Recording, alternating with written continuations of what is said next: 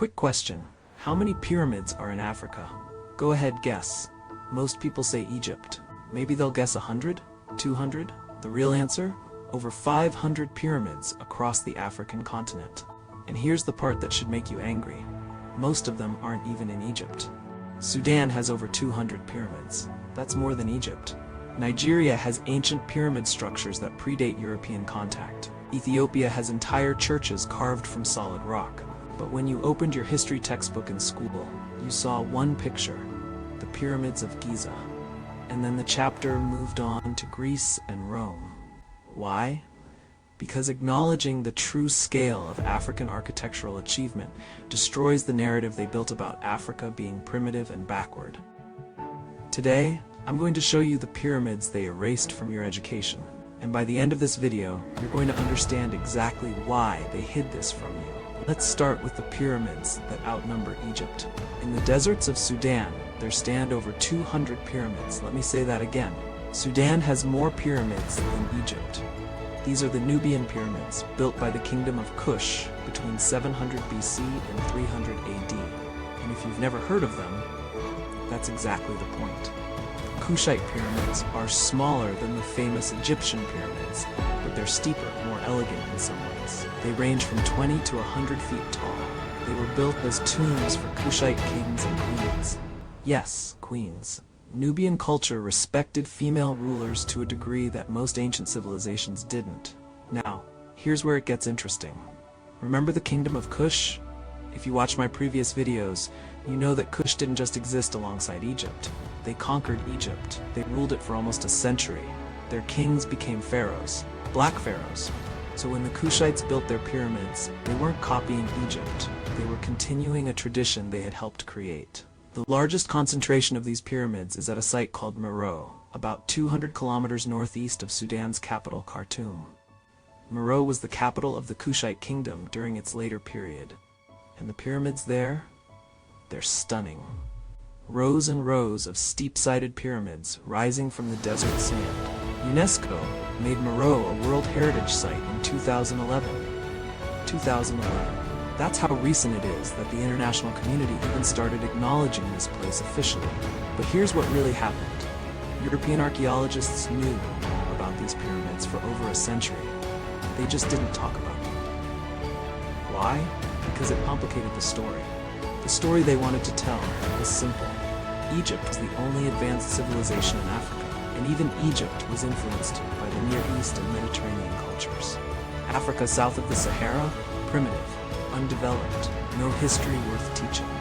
But the Nubian Pyramids prove that's a lie. These pyramids had chambers for burial. They had hieroglyphic inscriptions.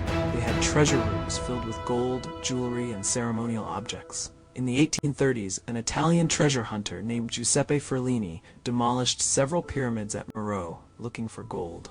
He found some, sold it to European museums, and the pyramids he destroyed? They're gone forever. That's colonialism in a nutshell.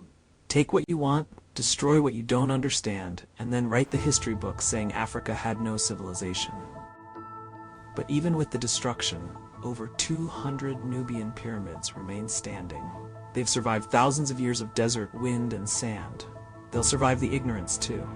One more thing about the Nubian pyramids that textbooks skip: the queens. In the necropolis at Meroe, you'll find pyramids built specifically for Kushite queens. These weren't just wives of kings. These were powerful women who ruled in their own right.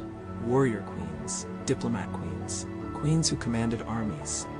The ancient Greek historian Strabo wrote about the Kandake, the queen mothers of Kush, who held enormous political and military power.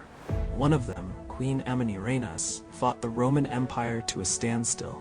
Romans never conquered Kush, but you didn't learn about her in school, did you? You learned about Cleopatra, who by the way was Greek, not Egyptian. The Nubian pyramids stand as monuments to a civilization that rivaled Egypt, defeated Rome, and built monuments that still stand today, and nobody taught you about them. Let's talk about Nigeria next. In southeastern Nigeria, in a town called Nsude, there's a structure that looks like a step pyramid. It's not as famous as the Sudanese pyramids. It's not as well preserved, but it's there, and it raises questions that make a lot of people uncomfortable. The Nsude pyramids are circular, stepped structures made of clay and earth. They were used for ritual purposes by the Igbo people.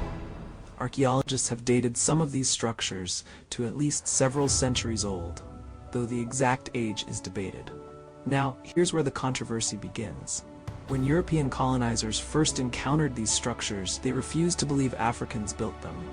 They suggested they were natural formations, or that they were built by lost Egyptian settlers, or even by ancient Middle Eastern traders. Anything but the obvious explanation that the Igbo people, indigenous to this region, built complex structures for their own cultural and religious purposes. Does this sound familiar? It's the same pattern we see everywhere European colonizers encountered African achievement. Great Zimbabwe? They said Arabs built it. The Benin bronzes? They said Portuguese traders taught Africans how to make them. The narrative had to be protected. Africans couldn't build. Africans couldn't create. Africans had no history. But recent archaeological work in Nigeria is changing the story. Excavations across West Africa have revealed sophisticated ironworking dating back to at least 1000 BC. The Nok culture in Nigeria created detailed terracotta sculptures 2,000 years ago. Ancient Nigerian societies had complex trade networks, political systems, and cultural practices. The structures at Nsude fit into this broader picture. They're not isolated mysteries. They're part of a long tradition of African architectural and cultural achievement. But because these structures don't fit the pyramid shape most people imagine, because they're made of earth rather than stone, because they're in West Africa rather than Egypt, they get ignored. Here's a question worth asking. How many other ancient African structures are out there, unstudied, undocumented, slowly eroding, because no one with resources thinks they're worth preserving? How much African history have we already lost because the people writing the history books decided it didn't matter? There's a researcher named Dr. Catherine Akolonu, who spent years studying ancient Igbo inscriptions and symbols. She argued that the Igbo writing system, called Nsude, was thousands of years old and connected to ancient Egyptian hieroglyphs. Mainstream academia largely dismissed her work. Too controversial. Not enough evidence, they said. But here's the thing, there's never enough evidence when no one funds the research. There's never enough documentation when colonial powers spent centuries destroying and looting. There's never enough academic support when the entire system is built on the assumption that African history begins with European contact. The Nsude structures might not be pyramids in the Egyptian sense, but they're proof of complex architectural thinking. They're proof of cultural sophistication. They're proof that West African societies were building monumental structures for their own purposes. And that proof got buried under centuries of racist assumptions. Let's move to Ethiopia, where the architecture is so impressive, even the skeptics had to admit Africans built it. In northern Ethiopia, in a town called Lalibela, there are 11 churches carved entirely from solid rock. Not built, carved. Workers started at the top of massive rock formations and carved downward, creating entire churches from single pieces of stone. These churches were built in the 12th and 13th centuries, commissioned by King Lalibela, who wanted to create a new Jerusalem in Africa after Muslim conquests made pilgrimages to the Holy Land dangerous for Christians. The largest church, Bet Medhane Alam, is over 33 feet tall and carved from a single rock. Another, Bet Georgis, is carved in the shape of a perfect cross when viewed from above. The engineering required to do this is staggering. You're not stacking stones, you're removing stone. One mistake and the entire structure collapses. There's no fixing it, there's no going back. And yet, medieval Ethiopian craftsmen did it, 11 times, with hand tools. UNESCO designated the Lalibela churches as a World Heritage Site in 1978. They're considered one of the wonders of the medieval world. But here's the question. How many people outside of Ethiopia even know they exist? I've talked to people with college degrees, people who took world history classes, who have never heard of Lalibela. They can name Notre Dame, they can name the Sistine Chapel, they can describe Gothic architecture in detail. But Lalibela, nothing. That's not an accident, that's a choice. A choice made by curriculum designers, textbook publishers, and educators who decided that African Christian history didn't matter as much as European Christian history. Ethiopia became Christian in the 4th century AD, around 330 AD, under King Azana of the Axum Empire. That's earlier than most of Europe. England didn't convert to Christianity until the 6th century. Scandinavia didn't fully convert until the 11th century. Ethiopia has been a Christian nation for over 1700 years. It has its own ancient Christian traditions, its own liturgical language, its own monasteries and religious texts, and the Rock-Hewn churches of Lalibela are physical proof of that history. But because it's African Christianity, not European Christianity, it gets treated as a footnote. Here's something else they don't teach you. Ethiopian monks preserved biblical texts that were lost everywhere else. The Book of Enoch, for example, which was considered scripture by early Christians, but later removed from most biblical canons. It survives in complete form only in Ethiopian Ge'ez translation. Ethiopian churches have it. They've had it for over 1,000 years.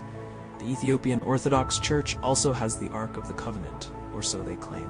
They say it's been in the Church of Our Lady Mary of Zion in Axum since King Menelik I, son of King Solomon and the Queen of Sheba, brought it to Ethiopia. Whether you believe that or not isn't the point. The point is that Ethiopia has a deep, ancient, continuous connection to religious history that most people in the West know nothing about. And the Rock-Hewn churches of Lalibela are architectural proof of that connection.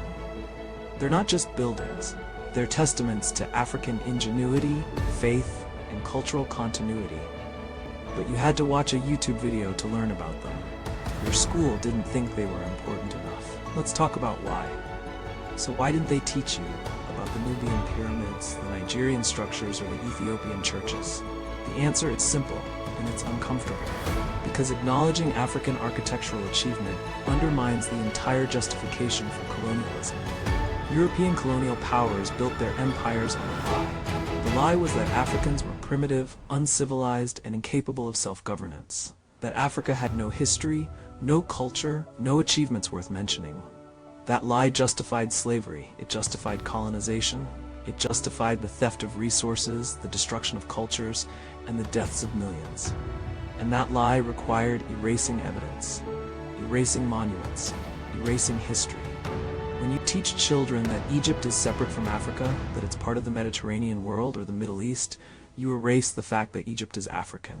You erase the Nubian pharaohs. You erase the connection between the Nile Valley civilizations and the rest of the continent. When you ignore the Rock-Hewn churches of Ethiopia, you erase the fact that African Christianity is older than European Christianity. When you dismiss Nigerian structures as primitive or mysterious, you erase the long history of West African architectural and cultural achievement. It's not an accident, it's a system. A system designed to make African history invisible. But here's the truth they tried to bury. Africa has over 500 pyramids and ancient structures. Africa has a continuous, deep, rich history of architectural innovation. Africa has civilizations that built monuments while Europe was still tribal. And no amount of erasure can change that. The evidence is still standing.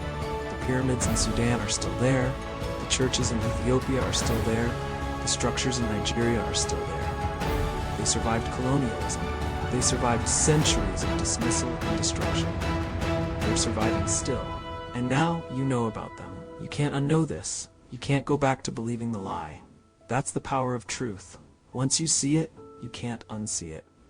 If this video opened your eyes, here's what I need you to do. First, subscribe to this channel. I'm exposing the African history they erased, one video at a time. Don't miss the next one. Second, watch the full series. I've covered 5 African empires they erased from your history books. Mansa Musa and the Mali Empire, the Kingdom of Kush and their Black Pharaohs, Great Zimbabwe and its impossible architecture, the Benin Empire and their stolen art, and the Axum Empire, which was Christian before most of Europe. The playlist is linked in the pinned comment. Watch them all, then share them.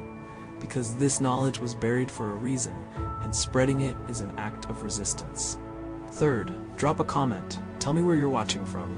Tell me which pyramid site shocked you most. Sudan? Nigeria? Ethiopia? Let me know. And finally, hit the like button. It helps this video reach more people. The algorithm buries content like this. Your engagement fights back. They tried to erase African history, we're bringing it back. One video at a time. Thanks for watching. I'll see you in the next one.